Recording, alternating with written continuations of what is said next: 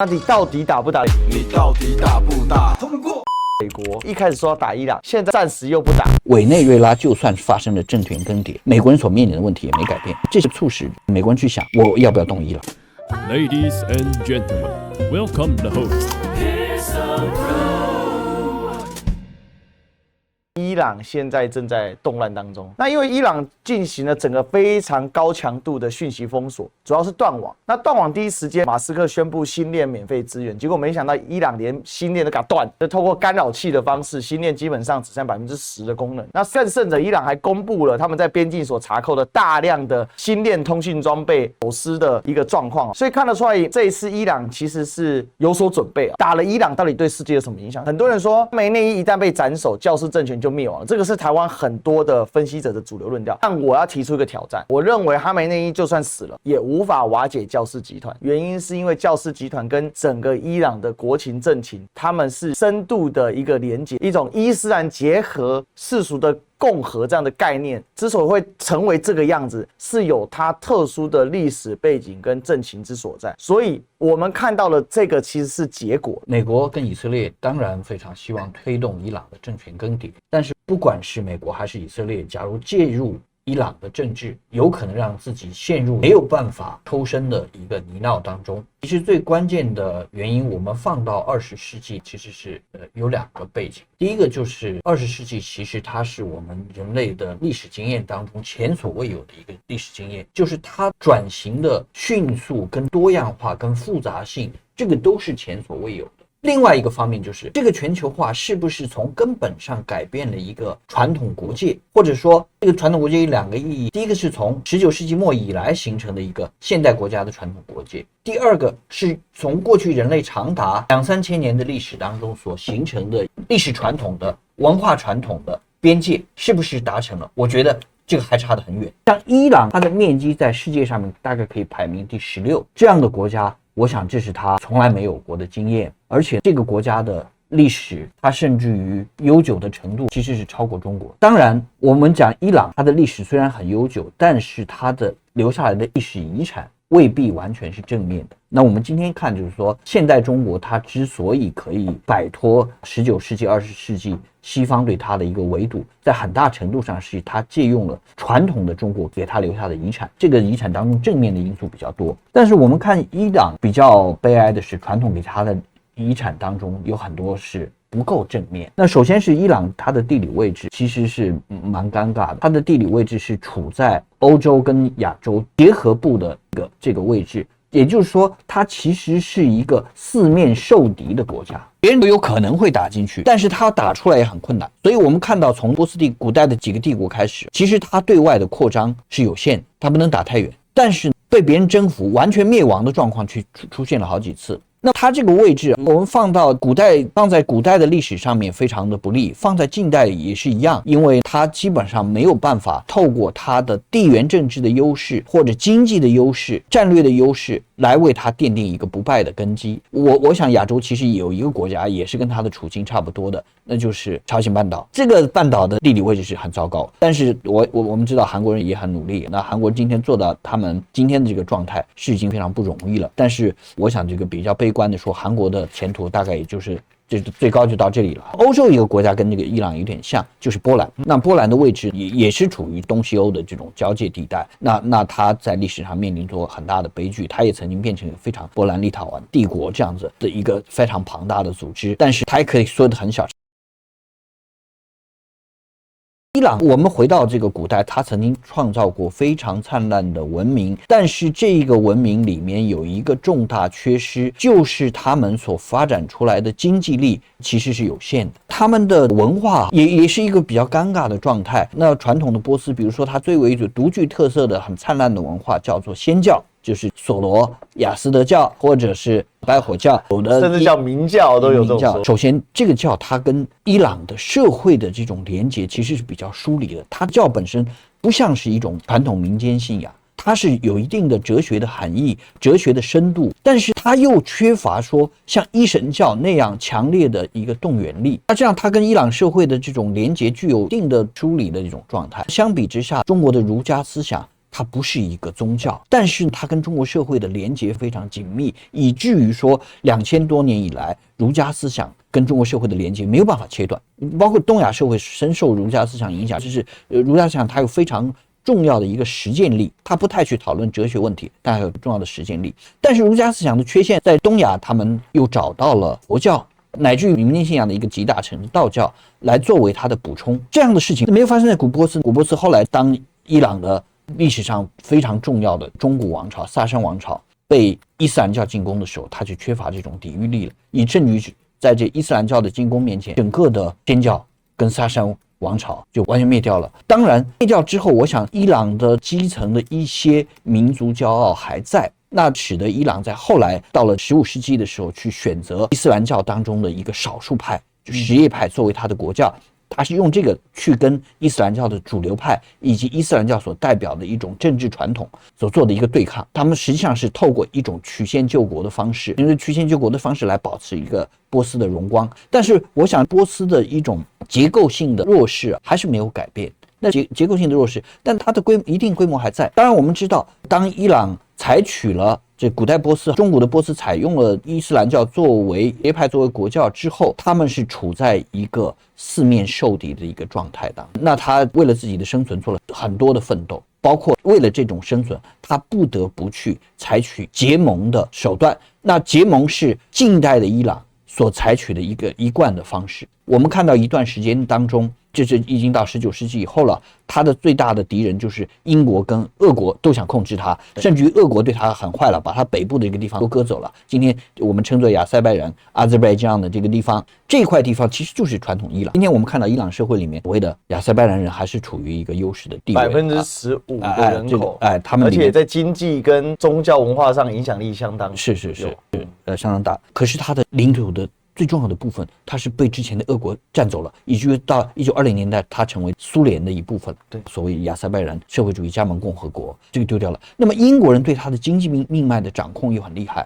这种结盟，它让它跟西方社会产生了相当密切的关系，而这个关系带给它的是一种某种虚幻的感觉。因为在这个近代西方所形成的一个有关社会制度的、有关历史的、有关人类学的论述当中，他们认为最优秀的人种是雅利安人。可是雅利安什么意思呢？伊朗就是雅利安，那么让伊朗产生了一个错，就是我们是最优秀的人，让伊朗在这种骄傲当中丧失了一个脚踏实地去改造他社会的机会。所以伊朗当他要去排除俄国跟英国的影响的时候，他又要引进了美国势力。所以当伊朗进行现代化改革的时候，他们是依靠美国对他做了几次政权更迭上面的推力。当然那个是他内部有这种需求的情况下，有巴勒维王朝，然后在摩萨台，在巴勒维王朝，再包括何梅尼所推动的伊斯兰革命当中，背后有很大的部分，因为何梅尼曾经是美国人可以接受的人选。美国人当然从根本上他们更喜欢巴勒维了，但是他不排斥说我由何梅尼来取代巴勒维，变成一个不叫巴勒维的巴勒维，他们也是可以接受的。伊朗的主体性一直都在，但是没那么强烈。那它给外界一种干涉的这种可能性一直也都在，但是干涉一直没有办法完全完成。这种尴尬的状态，它告诉我们的一个20世纪这个世界政治形态转型当中的一个复杂性。这个复杂性留给我们现在一个可以说破碎的、有多种视角看起来就很不一样的伊朗。那包括中国人看伊朗也不太看得清楚这样一个复杂的伊朗。那么这个复杂的伊朗，就因为这种复杂性，其实美国人到现在也不是完全看得清楚。美国人一直在小心翼翼地做一件事情，他们非常想介入伊朗的政治，而他现在介入伊朗政治的一个最大动机，不在于说我改变伊朗，而在于说他要去切断他的最主要的地缘政治的敌人，就是中国跟俄国、跟中东以及非洲之间的连结。但是美国人又很担心说，伊朗这种规模的国家能不能够真的渗透下去？这里面有一个很大的问题，就是哈梅内伊这个人是不是就代表他是个独裁者？他是不是代表说比如我把马杜罗抓走了，那么委内瑞拉局势会发生很大的改变？那哈梅内伊不是那样一个角色，因为哈梅内伊所代表的是他前面的何梅尼。何梅尼的成功不在于它是一个具有强烈的行政能力、强烈的领导力、强烈的领袖魅力的领袖，而在于说他看到了伊朗的一个重要基础，伊斯兰的基础在哪里？于是他就顺势看到了关于怎么样夺取伊朗的政治资源，在1970年代末期推动伊斯兰革命的一个重要的历史转折点。而伊斯兰革命的一个背景到现在为止也没发生一个根本的改变。我们看到伊斯兰革命今天在伊朗的社会里面，其实它受到相当程度的质疑跟反对的，包括当时不管是在摩萨台时代还是在巴勒维时代，他们凡是反对所谓伊斯兰的传统保守，反对阻碍伊朗的近代化转型的这些知识分子、都市的人都会反对伊斯兰的基本教义派。可是他们没有办法去改变伊斯兰教在伊朗处于人数多数这样一个现实。正因为伊朗的近代转型没有办法完成，所以双方这两种势力一直在拉锯，就进一步的阻碍它的近代转型。它既不是一个纯粹的资源国，也不是一个纯粹的生产国，既不是一个纯粹世俗的国家，也不是一个纯粹伊斯兰的国家。这一切都让我没办法一次就把伊斯兰的这些因素都消灭掉。包括这一次出现的暴动，我们看到有很多座清真寺被烧掉了，外面的势力包括美国、以色列的势力介入之后，他们很不智的去迎合了少数伊朗人的想法，他们以为可以透过把清真寺烧掉，让这些人去摧毁哈梅内伊的支持者。他殊不知，他做这件事情，其实反而激发了另外的伊斯兰的支持者他们的愤怒。包括我们知道有很多抗议者被杀了，但是抗议者被杀之前，所谓维持治安的这些人也有要被杀了。被杀背后不见得是抗议者自己要做的，有些人恐怕在中间煽动这件事，比如说美国人、以色列人都有可能，以色列人的可能性我觉得可能更高一点。他做了这件事情，同样达成了反效果。那么我们现在讲到最后，美国要不要打？美国要打，他的把握不够。那么他甚至于他依照现在这样打下去，他就打成了一个他自己不想看到的结果，就动员了原来对于伊朗现在的生活已经感到非常不满、接近绝望的人，忽然觉得他们需要维护他们最后一点基本价值，伊斯兰包括什叶派。这个时候他就可能会做一个反动员，这种情况下你要推动的政权更迭就做不下去了。所以我想，如果美国还存在有理性，这个恐怕他动手的可能性没那么高。现在当然最想动手的可能是里萨巴勒维，就是这个他对自己都会王位这个东西有非常大的诱惑。当今的巴勒维家族的代表，也是巴勒维王朝的末代太子，是的，因为他的巴勒维原本的王已经过世了。是。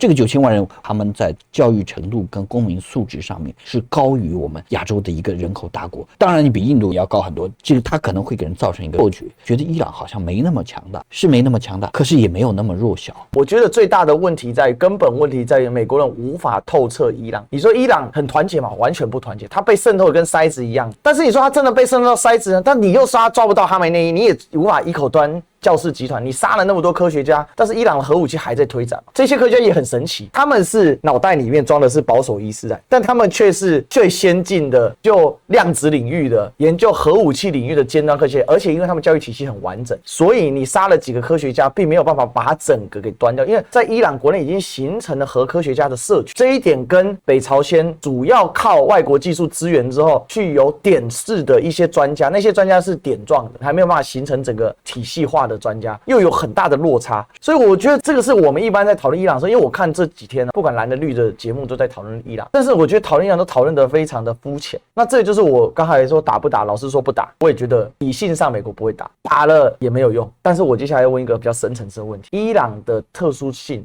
他接下来直接决定的一件事情就是中美俄的博弈会是往哪个方向去走。中国花了大力气牵动让伊朗跟沙特的和解，俄罗斯很需要在伊朗作为一个跳板，因为俄罗斯对非洲的投射是对俄国来讲是越来越重要，这个是少数他透过军事可以赚钱的地方。说他在中非一年赚6000万美元，其实对这个中国来讲这个根本就是屁钱，但是对俄罗斯来讲很重要。那这里我就想到一个很好玩的，美国最新的国家安全策略 NSS， 川普亲自署名的嘛，他目标要打造一个 G2 的世界，而这个 G2 我认为跟伊朗这次倒不倒有极大的关系。如果伊朗可以跟下去的话，我的观察是未来的世界会走向一个很有趣的现象，中国继续扩大它的经济影响力，在军事方面保护自己有余，但是不是它不愿意扩展，而是中国历来的国策让它不方便扩展。美国的整个战略的方向，我之前很长一段时间一直讲，就是说他是要去退守西半球的，但这个退守他并不想用当年英国的殖民体系在1960年代一下子就像骨牌一样快速崩解的状态。他希望的是这个体面的而对美国最有利的方式来退出。那退出的一个前提就是说，我美国能够花比较少的资源，这是我判断美国动手的可能性是小于他这个不动手的可能性的一个原因。他把主要的资源还是要放到西半球去，包括他现在对委内瑞拉的，还有格陵兰的，还甚至可能墨西哥、古巴的这样一个需求。在他传统的亚洲太平洋的领域，中东这个领域，他是想尽量的让这里处在一个混乱的状态。这个混乱的状态当中，以色列的角色会变成比较重要。以色列可以用他们的资源去帮美国达成他的一定的目标。同时，就伊朗跟中俄的关系里面，伊朗跟俄国的关系应该说从情感的角度要更密切一些。中俄之间的关系，当然毫无疑问，他们也有结构性的，没有办法完全变成一体的这种限制会永远存在。但是既然伊朗局势的出现，我想会促使中俄他会加强他的合作，尽管他们双方都不见得喜欢伊朗，尤其是中国是不太喜欢伊朗，中伊之间情感上面都没那么接近。我讲一个极端的话，其实从民间的交往来说，中伊之间的交往要远逊于中日民间的交往，尽管中日已经骂到那么难听的地步了，对，但是中俄伊之间的结合正好源于说美国还不愿意放弃用一种平顺的方式，有步骤的去放弃他对东半球的这种影响力，用这种客观的因素促使中俄伊还是要很长一段时间绑在一起。所以美国如果想得清楚，就是说他应该把现在无序的对美国其实很模糊的一种状态，很混乱的一个状态，变成一种有序的状态。这个有序的状态的前提是美国确定自己收缩后退，这样子才能保障美国的利益。就我们完全从美国的利益的角度来讲，但是现在美国自己也陷入这种矛盾。一方面，川普的支持者红脖子民粹主义希望美国只管自己的事就好，是，但是他们又怕美国只管自己的事以后会受到意想不到的这种打击威胁，尤其是他们对于中国的崛起感到可怕，因为他把中国视为竞争者。那么这种情形下，他觉得我们在外面拿几个筹码也有用。比如说，我觉得一开始美国动这个委内瑞拉，在很大程度上是想测试一下中俄。就我动了委内瑞拉，我做这个动作，我向你呈现什么，我管我的事，你不要管我。但是乌克兰的事情就你管了。但我觉得这美国有一个姿态，他要测试中俄的底线。这整个伊朗牵动中美俄博弈，它事实上这个博弈就不会只是一部分而已，其实是全球的。因为你刚才也有提到说，包含委内瑞拉的事情、格陵兰的事情，这个伊朗其实可以看到说美国的混乱，他会怎么去思考接下来在台海这边的一个博弈。我想美国的整个战略关于台海，他已经确定了。他在如果我们把这个时间持续放到20-30年这样的一个尺度，美国应该是判断他没有办法去改变台海的一个态势，不是由美国主导的这件事情，美国没有能力主导。但是台湾对于美国来说，目前还是有很高的价值，除了牵制中国这样一个战略上的价值之外，更大的一个价值是他们觉得台湾有钱。尽管台湾在账面上的钱看起来比美国少，但是因为台湾这里国民性的原因，大家一个是擅长存钱，再一个是擅长投资，擅长做东西，这都是美国现在所缺乏的，有所缺乏。所以他们看到台湾的价值是台湾有很多钱，我要把这个钱在台湾我没有办法控制它之前，就是说我要把它的利益，把它的价值尽最大的努力来利用它。美国有一些产业还是非常厉害，美国有一些新的势头的东西，它也是很厉害的。但是整体来讲，它是一个在有增长中缓慢的下落的过程。在这个过程当中，那长期来看，台湾必然要跟中国的关系是不可能彻底的脱离嘛，这是很现实的。第二个，产业做到这种程度那么强大的时候，它不具有可复制性。其实今天就算搬到了 Arizona， 到目前为止，不管是成本的问题，不管是良率的一个问题，不管是研发的问题，都依然没有办法像台湾那么高效。在台湾其实有一件事情是大家都不太清楚的，在台湾非常清晰的去划分台湾跟中国的民族界限、族群界限、政治界限，就是对立的，我很清楚，一直都是这样清晰的。不管从日本统治时代，还是两蒋时代，还是到现在，都是要强调这个界限。但是台湾从来没想跟美国去区分这个界限，他很想去跟美国融为一体，他很期待说美国你就把我视为一体好不好？我跟你利益都一致的，我跟你情感也非常接近，是不是？我自己是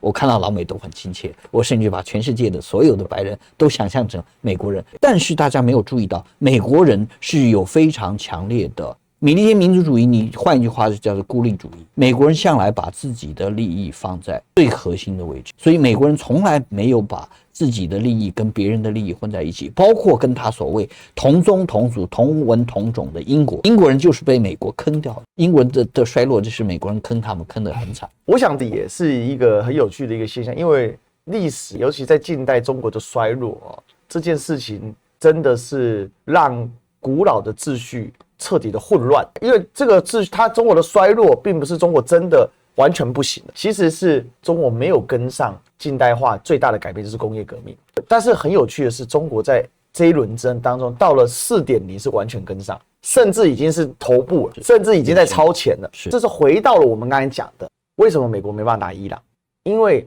对他来讲，这已经超乎了他的能力范围内了。美国今天的工业造血能力已经无法支撑他去入侵、他去远程侵略一个这么大面积、人口这么多的国家，再加上它的山川地理非常复杂，大家都被一个迷惑式的表演给骗了。其实川普抓了马杜罗，这是迷幻式的表演。我曾经去推算过所有的因素委内瑞拉是川普能够拿捏的软柿子里面最大的那一颗。那我们就看出一个线，所以最后来请教学长，我发现美国势力范围的极限性在欧洲，大概就是在波兰，波罗的海三小国已经被他们放弃。往南我们可以看到捷克斯洛伐克，再往南塞尔维亚、克罗埃西亚、匈牙利，所以东欧大概它是让出去了，剩中欧跟西欧。我们再往整个拉美地区来看，它的扩散大概就到加勒比海沿岸，在非洲只剩下放炮的能力，它甚至阻止不了叙利亚现在的总统是朱拉尼，他本名叫萨拉马，去跟俄罗斯签订新的军事协议，